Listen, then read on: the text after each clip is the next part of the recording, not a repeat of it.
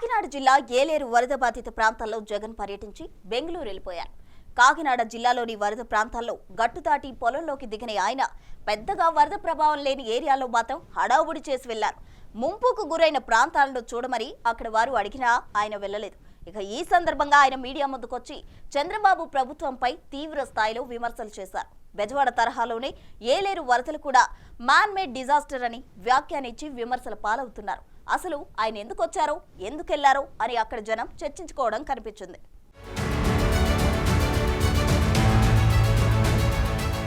మనందరికీ కూడా గుర్తుకొచ్చేది ఏమిటి అని అంటే, సాక్షాత్తు గతంలో మనం ఏదైతే చూసామో విజయవాడ ఏ మాదిరిగా అయితే అతలాకుతలమైందో అదే రకమైన మోడస్ ఆపరాండా, అదే రకమైన నిర్లక్ష్యం ఈరోజు ఏలూరు రిజర్వాయర్కు సంబంధించిన వాటర్ మేనేజ్మెంట్ పరిస్థితి చూసినా అంతే అదే గుర్తుకొస్తుంది. కారణం ఏమిటి అని అంటే, సైక్లోన్ వస్తుంది, డీప్ డిప్రెషన్ కింద కన్వర్ట్ అవుతుంది, భారీగా వర్షాలు పడతాయి అని రాష్ట్ర ప్రభుత్వానికి ఇన్ఫర్మేషన్ ఉంది. రాష్ట్ర ప్రభుత్వానికి 31వ తారీఖునే ఈ రకమైన ఇన్ఫర్మేషన్ రాష్ట్ర ప్రభుత్వానికి ఉంది. ఐఎండి వాళ్ళు రాష్ట్ర ప్రభుత్వానికి ఇన్ఫార్మ్ చేసినారు, అలర్ట్ చేసినారు. కాకినాడ జిల్లా ఏలూరు ప్రాజెక్టు వరద ప్రాంతంలో పర్యటించి వెళ్లిన మాజీ ముఖ్యమంత్రి జగన్ ఆ వరదలు కూడా కూటమి సర్కార్ వైఫల్యమేనని తేల్చేశారు. వరద తాకిడికి గురైన ప్రాంతాల్లో పైపైన తిరగేసి వెళ్లిపోయిన ఆయన చంద్రబాబుని టార్గెట్ చేయటమే పనిగా పెట్టుకున్నారు. ఎక్కడా గట్టుదాటి పొలంలోకి దిగని ఆయన ఎప్పటిలానే నెత్తిన చేతులుంచుతూ ముద్దులు పెడుతూ కనిపించి అందరినీ ఆశ్చర్యపరిచారు.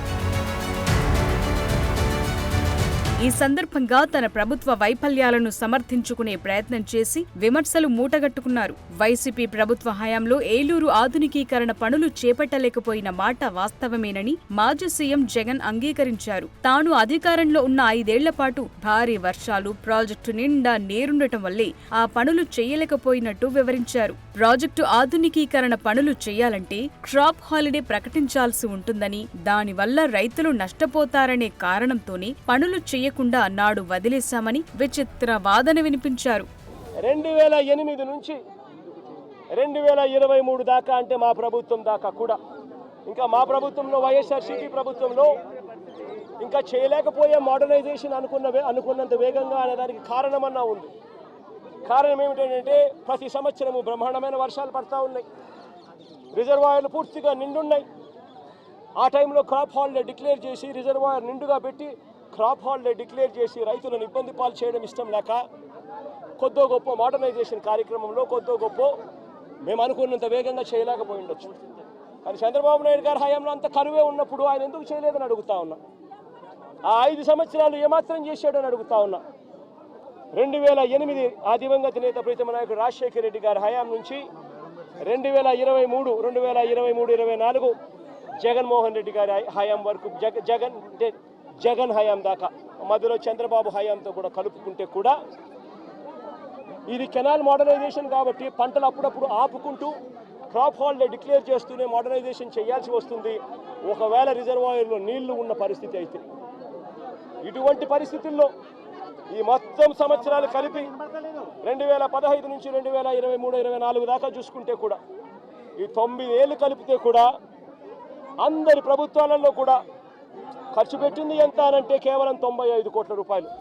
ఏలేరు ఆధునికీకరణ చేయకపోవటం వల్లే వరద కాకినాడ జిల్లాను చాలా వరకు ముంచేసింది. దానికి గత వైసీపీ పాలనే కారణమంటూ సర్వత్రా విమర్శలు వ్యక్తమవుతున్నాయి. అయితే విజయవాడ, ఏలూరు వరదలు మ్యాన్మేడ్ వరదలంటూ అవగాహన లేని వ్యాఖ్యలు చేస్తున్నారు జగన్. వాస్తవానికి జగన్ సీఎం కాకముందు అప్పట్లో చంద్రబాబు ప్రభుత్వం ఏలేరు ప్రాజెక్టు ఆధునికీకరణకు టెండర్లు పూర్తి చేసి పనులకు శంకుస్థాపన చేసింది.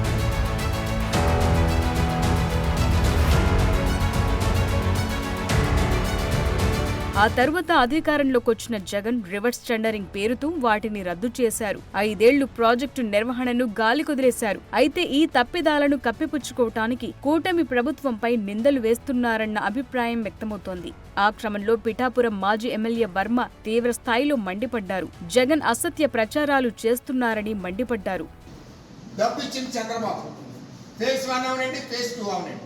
ఇవాళ నేను ఒకటే చెప్తున్నా, చంద్రబాబు నాయుడు గారు ప్రజలను ఎలా ఆదుకోవాలి, రైతులను ఎలా ఆదుకోవాలని మొన్న ఇక్కడికి వచ్చారు.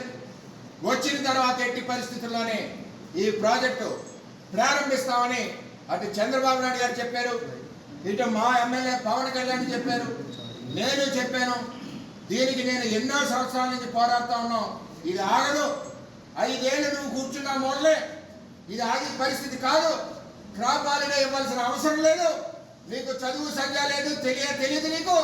సంవత్సరానికి 6 నెలల గ్యాప్ ఉంటుంది. 6 నెలల్లోనే ఏలేరాజనీకన్నా చేసి తీరుతాం.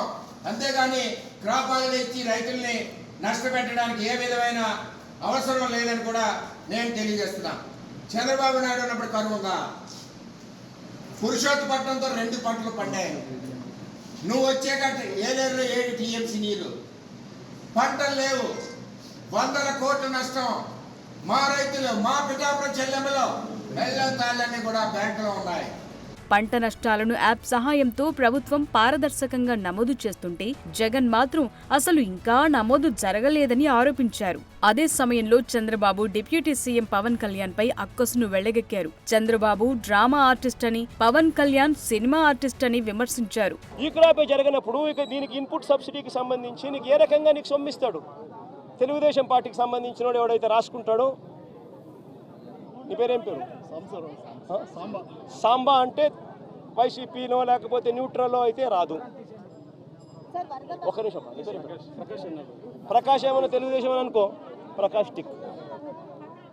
ఈ క్రాప్ లేదు, పారదర్శకత లేదు, ఇన్సూరెన్స్ ఎట్టాగు లేదు, ఇన్పుట్ సబ్సిడీ కూడా ఇప్పటి వరకు వీళ్ళకి కావాల్సిన ప్రకారం వీళ్ళకి కావాల్సినోనికి నచ్చినోనికి ఇస్తారు, నచ్చినోనికి జిల్లా స్థాయి అధికారులు, కలెక్టర్లు కానీ రెవెన్యూ అధికారులు కానీ వచ్చి పంట నష్టం వేసిన దాఖలాలు లేవు. ఒక పిఠాపురం కాకినాడ నియోజకవర్గం కాదు, జిల్లానే కాదు, అటు కోనసీమలో కూడా దాదాపు 3వ వరదైనా సరే ఎక్కడ కూడా పట్టించుకోవట్లేదు అనేది ప్రజలు చెప్తున్నారు. అదే కదా చెప్తా ఉన్నా. బాని పేరేం పేరు? సత్య. అదే సత్య నేను చెప్తా ఉన్నాను. ప్రభుత్వం స్పందించడం లేదనే కదా నేను చెప్పేది. ప్రభుత్వం అంతా ఫోటోలకు పరిమితం అవుతా ఉంది.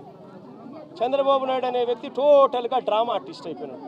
మామూలుగా పవన్ కళ్యాణ్ సినిమా స్టార్, కానీ ఇక్కడ కాదు.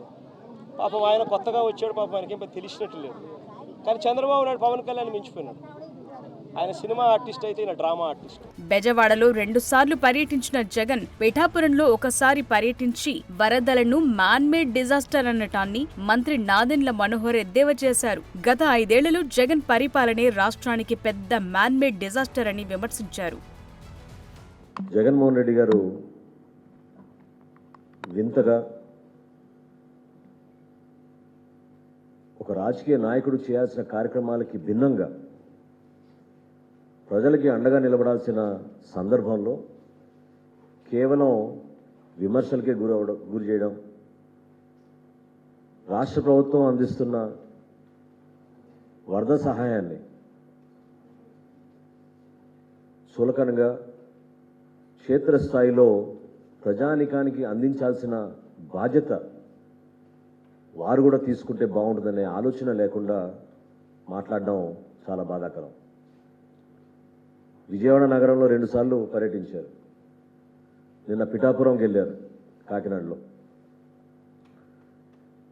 మ్యాన్మేడ్ డిజాస్టర్ అని ప్రతి చోట ఇదొక ఊత పదంలాగా అయిపోయింది దానికి.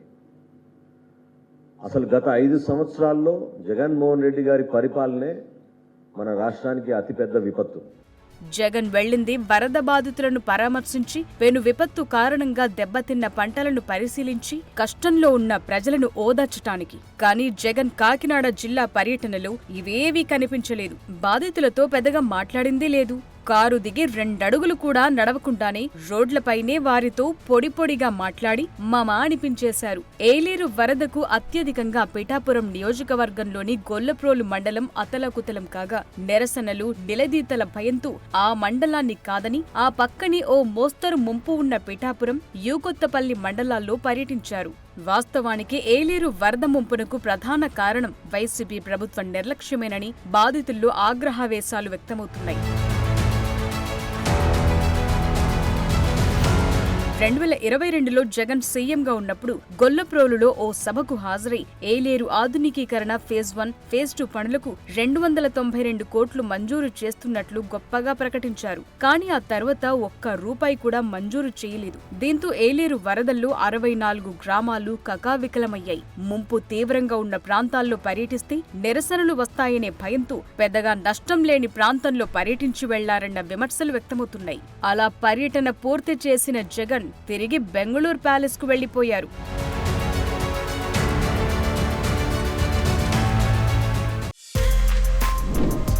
For more videos like this, subscribe Big TV channel.